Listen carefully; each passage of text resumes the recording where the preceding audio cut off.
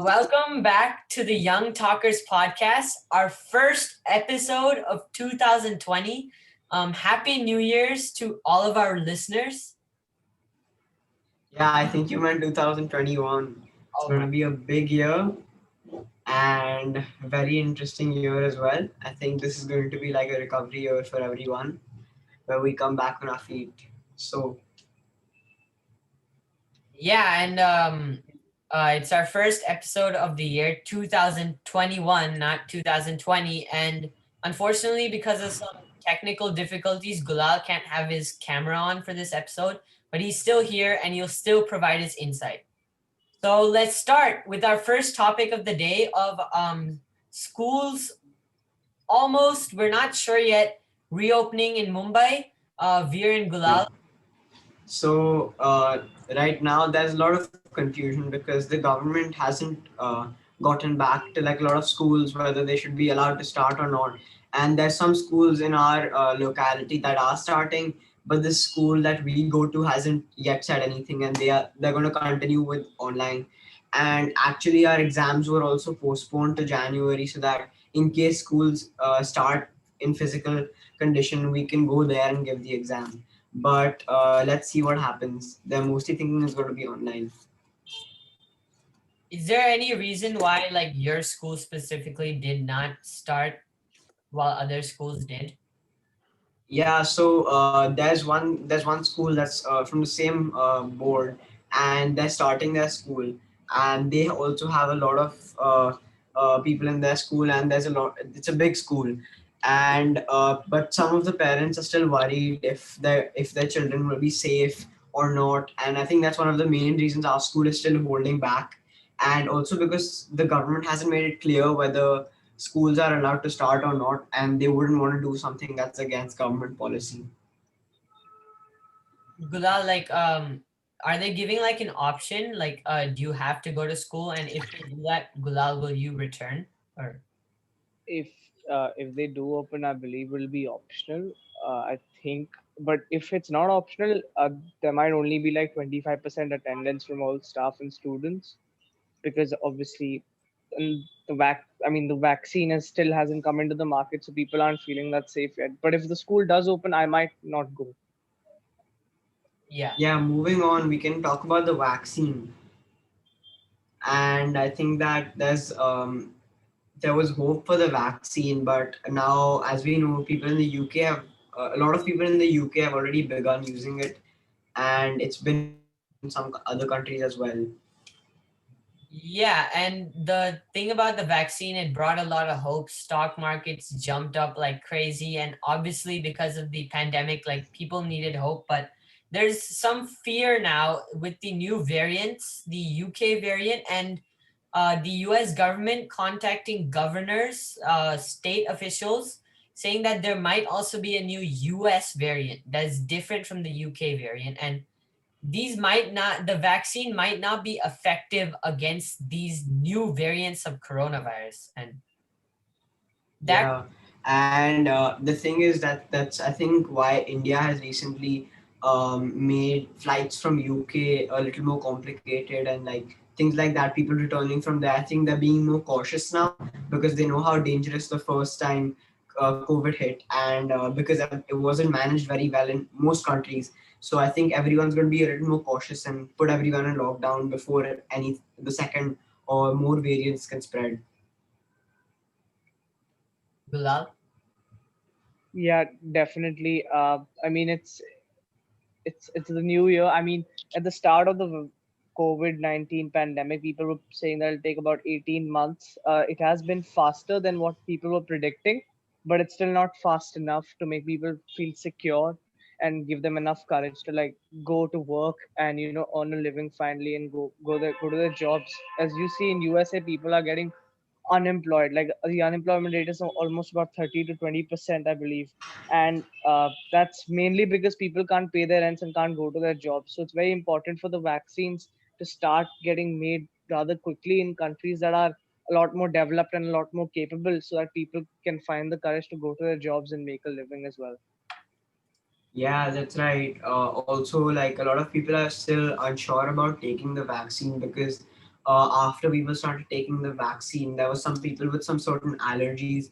So they were advised not to take it because they saw some reactions happening in people who had allergies from before. So they're still advising people with serious allergies and conditions to not yet go ahead with it. And I think that's going to cause some problem because there are quite a few people in the world that have allergies and that serious conditions too. So what do you have to say, Soham? I think part of the problem with people being so desperate for this vaccine is just that people are just tired of following the rules. People are tired of having to go to the grocery store in a mask and having to only meet one group of friends. It just overall COVID fatigue that's taking place, and people want this vaccine so they can go back to normal life. When in reality, the problem with a lot of people rejecting a vaccine is that in order for a vaccine to be effective, majority of the population needs to be vaccinated so that even if a new variant of that disease comes out, it won't be Yeah. as catastrophic as maybe if the population wasn't vaccinated. And what's happening right now is that even families that earlier believed in science, believed in factual information, still won't take the vaccine because of the fear of allergic reactions, when in reality those are actually a small number of cases that are having allergic reactions, and those people Yeah. already had a history of allergic reactions. And I think it's also a part that media is playing a big part in this about how they elevate what it really is and how they make it sound like it's something so dangerous that, oh, if you have the smallest allergy, you're gonna have like a lot of problems and things like that. And it's still just advice of for people who have serious allergies that doctors have told them and things like that for them to not take it. Yeah.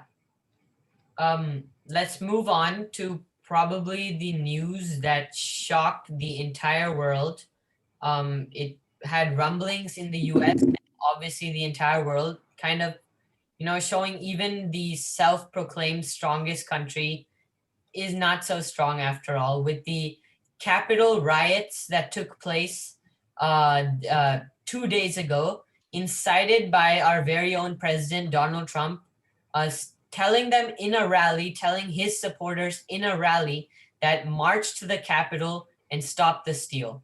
And they took it literally and marched literally inside the Capitol. People were climbing on Congress members' chairs. Someone had broken into Nancy Pelosi's office. She's third in line for the presidency. And it was overall pandemonium. Like, it was Yeah. anarchy. Yeah, I think also there was like an interview by NBA player Raymond Green. I think he said something very right that he was talking and specifying about one specific thing, that these people aren't protesters, and about how there's a lot of images you see when the Black Lives Matter movement was going on. The National Guard was at the Capitol, and the safety was just at another level itself, and the police at the capital when there's riots like these, and not exactly protests. So he was talking about how how this is a terrorist attack and it shouldn't be misunderstood as a protest, because that would be wrong. Bilal, your take? I mean, yeah, absolutely. What's been happening in USA for the past 2 days, it's been quite unbelievable. I think from the start, people knew that if Trump loses, his supporters won't take it quite well, but no one really expected them to march down to Capitol and threaten the US Senate. And I mean, people have died, their shots have been fired, and you can clearly see how the police has been trained as to who is a threat and who is not a threat. I mean, these are armed protesters with a motive to kill and take the American democracy out of the hands of the voters and the people of America. And the police is hardly being seen. Like, they were able to breach it so easily. It almost makes you wonder, if they had a bit more force, maybe a bit more cavalry, a bit more artillery, how much damage could they have done? So it's quite scary to think that the police prioritizes peaceful protesters as terrorists, and these guys are guardians and saviors.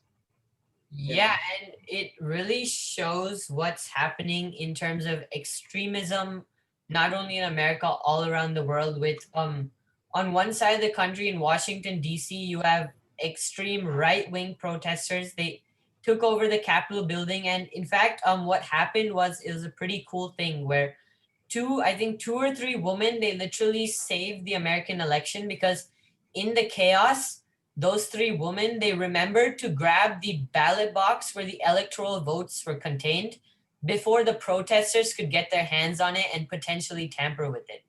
So kudos to them. And you're Yeah. seeing really the rise of extremism where on the east coast of the country in the Capitol building, you have extreme right-wing protesters, taking control of the Capitol building with little ramifications. And then on the west coast in Seattle, you had extreme left-wing protesters forming their own autonomous group in Chaz. And really, what's funny is that the police is cracking down on peaceful protests, but they're not cracking down on violent riots and terrorist attacks. Yeah. You guys got any more to say? I think that's No, just about it. Yeah. yeah. Okay, that's all for us this week. We wish you all a very happy and much better year than we had this past year in 2021.